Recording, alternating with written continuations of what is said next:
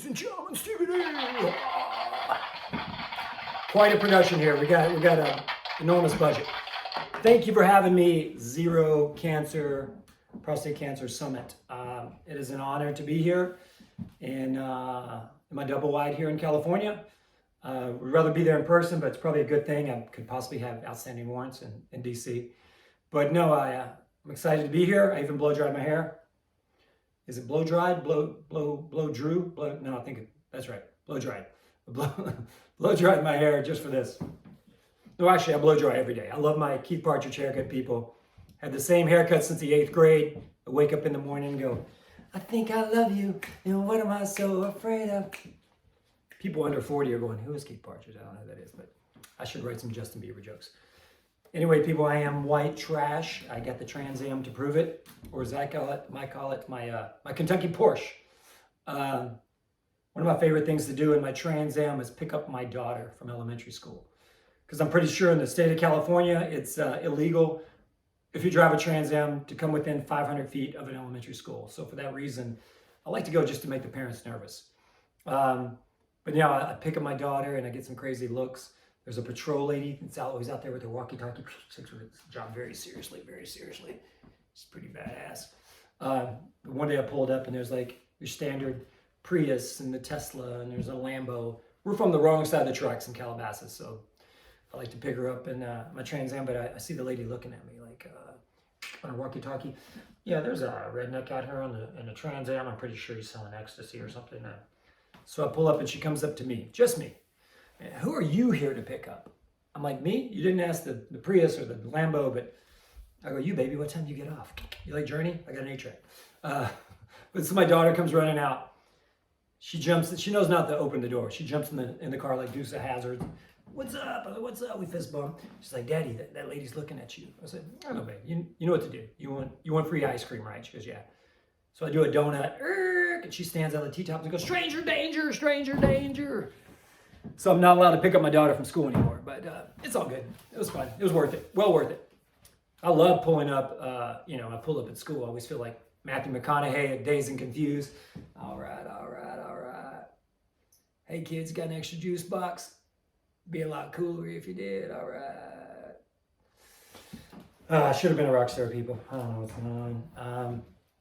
Just here doing hair flips in an empty double wide trailer. Actually, we're moving.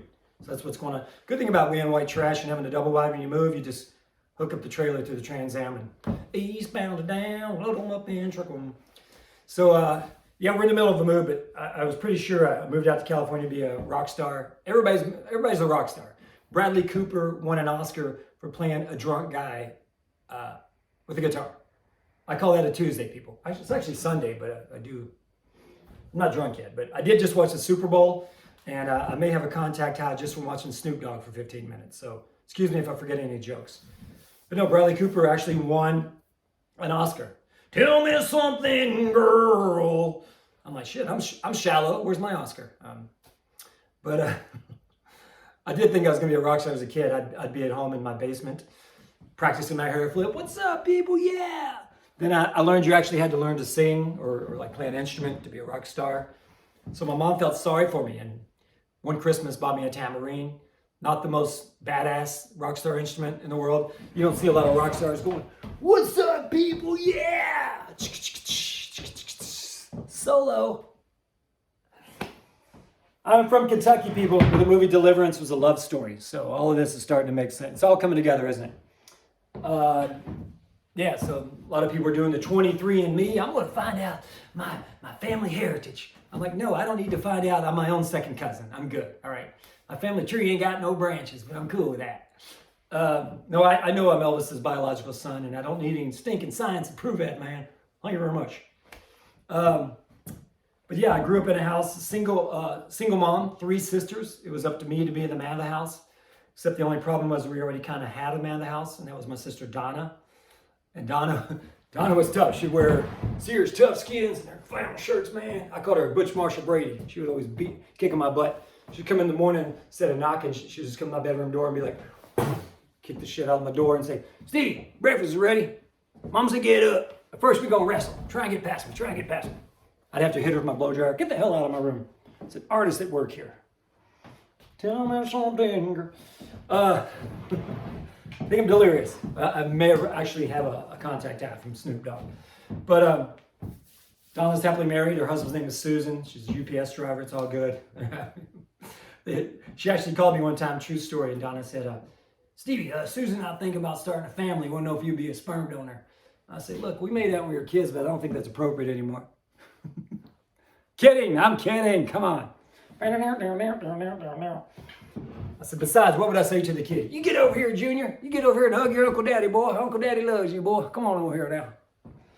I got colorful relatives, man. I got Uncle Ricky. His motto in life is blaze on, man, blaze on. Uncle Ricky was only 6 years older than me, so he was like a babysitter sometimes. He would pick me up, like in his Chevelle. He always getting pulled over by the cops. He goes, man, the cop's picking on me, man. I go, dude, you literally have a bumper sticker that says, a friend in weed is a friend indeed, man, blaze on. But he would pick me up.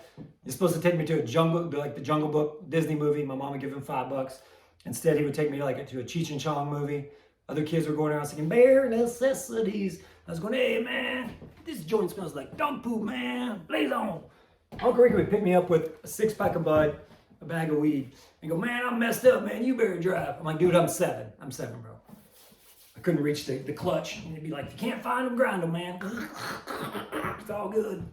But no, I had colorful relatives. We were very poor growing up. My mom would Christmas shop at yard sales. True story. One Christmas, she got me a G.I. Joe. I opened it, and like it was all chewed up, like a German Shepherd. I just chewed the hell out of the G.I. Joe. They had an arm missing. I go, Mom, what's going on? She's like, he was in Vietnam.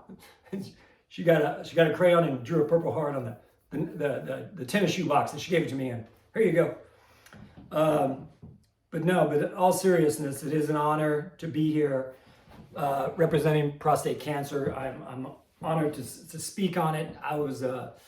I'm a survivor myself. About 11 years ago, I'd be in the gym trying to get my fitness on, doing a little Taibo, and I would see those commercials. Are you going to the bathroom a lot? And I'm like, yeah, as a matter of fact, I am.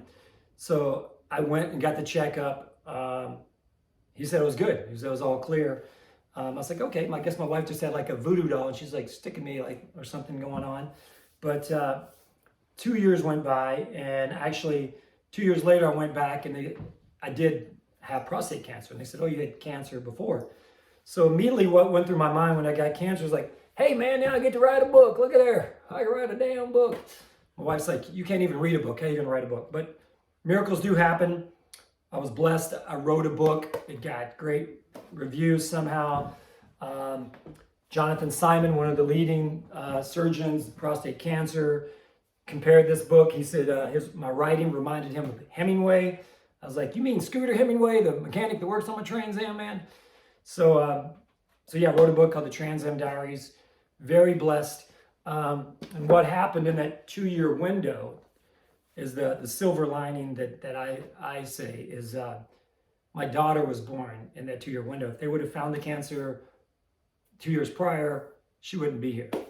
Ain't that right, Faith?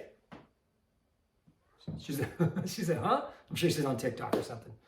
But yeah, Faith is here, and I'm here, and my son, and I'm blessed to have a beautiful family. But I'm not afraid to talk about prostate cancer. A lot of guys, they talk like you're doing a drug deal. Like, hey man, you got the prostate cancer, what's going on with that? What was your Gleason score, whatever? They always want to know, do things still work? Does the plumbing still work? I'm like, yeah man, things are a little different though. Now glitter comes out. I put on roller skates. I got this feeling. And disco lights, it's a party. But no, I'm glad to be healthy. I'm glad to still be here. And I'm just honored that I was asked to speak on this, this summit. So I say, everything's a silver lining, and I appreciate life more than ever. Laughter is the best medicine. Moonshine's a close second. If you're having a bad day, listen to some comedy, do a couple hair flips, and I think everything's going to be okay. But ZERO Prostate Cancer Summit, thank you so much for having me. I'm going to get back to my hair flips, practice on my my little rock star ambitions, and we'll see you next time. Thank you for having me.